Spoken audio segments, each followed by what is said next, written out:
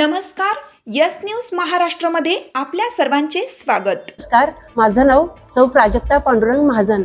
तर नागपंचमीची आख्यायिका अशी आहे, श्री गोरक्षनाथ शिराळा गावामध्ये तोरणा मोरणा नदीच्या संगमावर वास्तव्य करत होते आणि ते शिराळा गावामध्ये रोज भिक्षेसाठी येत होते। तर एकदा काय झाले, श्रावण शुद्ध पंचमीच्या दिवशी ते महाजनांच्या घरी आले। ते घर होतं श्री पांडुरंग लक्ष्मण महाजन यांचं। तर त्या घरी भिक्षा मागण्यासाठी आले आणि त्यांनी भिक्षा मागितली दारातून। त्या घरी आजी होत्या।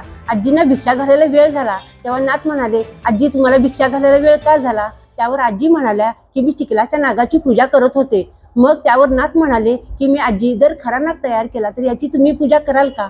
मग आजी हो म्हणाल्या आणि नाथांनी आपल्या दिव्य शक्तीने अंगाऱ्यापासून खरा नाग तयार केला आणि त्या खऱ्या नागाची पूजा महाजन घराण्यातील श्री लखुजी महाजन यांच्या पूर्वीच्या आजींनी केली आणि त्या दिवशी खऱ्या नागाच्या पूजेला सुरुवात झाली। यानंतर पुढे काय झाले, पुढच्या वर्षी खऱ्या नागाची पूजा कशी होणार? तर गोरक्षनाथांनी कोतवालांना आदेश दिला की तुम्ही जिवंत नाग पकडायचा, रानामध्ये जाऊन आणि त्याची पूजा महाजनांनी करायची। असं दुसऱ्या वर्षी झालं आणि तेव्हापासून शिराळा गावामध्ये श्रावण शुद्ध पंचमीला खऱ्या नागाच्या पूजेला सुरुवात झाली। अशा प्रकारे ही प्रथा हळूहळू वाढत गेली आणि सर्व शिराळावासीय नागाची पूजा करतात आणि धन्यता मानतात। तर ही नागाची पालखी श्री पांडुरंग लक्ष्मण महाजन यांच्या घरी आहे।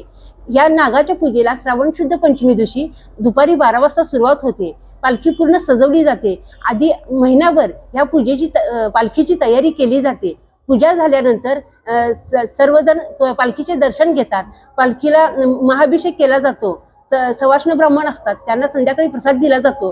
तर ही पालखीची पूर्ण पूजा होते, महाआरती होते। सर्व भक्तजन पालखीचं दर्शन घेतात आणि त्यानंतर पालखी बाला बरुतेदार आहेत यांच्यासोबत पालखी अंबामातेच्या मंदिरात जाते। अंबामातेच्या मंदिरात गेल्यानंतर तिथं पालखीची पूजा होते आणि त्यानंतर पालखी वैजेश्वराचं दर्शन घेऊन मग महाजनांच्या घरी येते।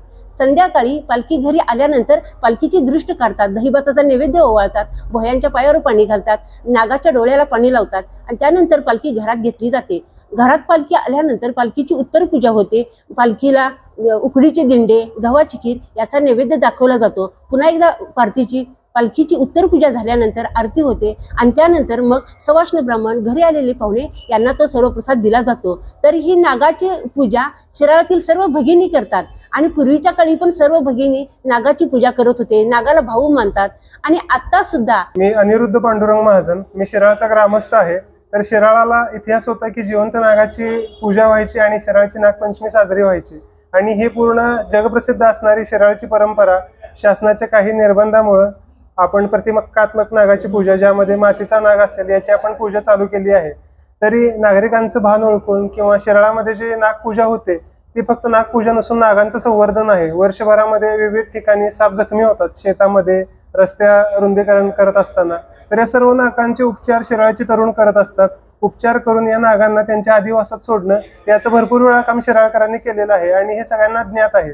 तर ही शिराळाची नागाप्रतीचं प्रेम किंवा पर्यावरणाचं प्रेम ओळखून तुमची साथ आमची यस न्यूज महाराष्ट्र चॅनलला लाईक करा व सबस्क्राईब करायला विसरू नका।